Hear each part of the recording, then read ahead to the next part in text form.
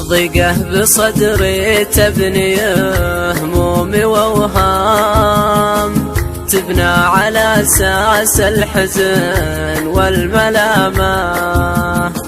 في خاطري ضيقه لها 7 أعوام، واصبر وكافحها بعزم وكرامة.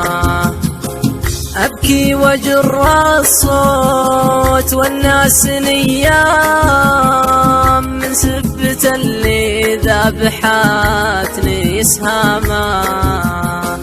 قضى علي وحط لي عدة أحكام، تحكم مشاعر خافقي واهتماما.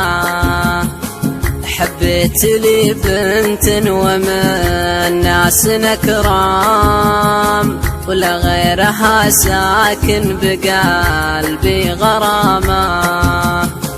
حبيتها والقلب في بحرها عام، وسكن مساكنها وباني خيامة. جاني خبر حكمه مثل حكم صدام، من واحد شايب رفيع مقامه. واغلق على حب بنيت بهالاحلام، وخلى بوسط القلب مثل العلامه. ولا لي مع كلمة ولاني بملام، كلمته مسموعة بطيب وشهامة.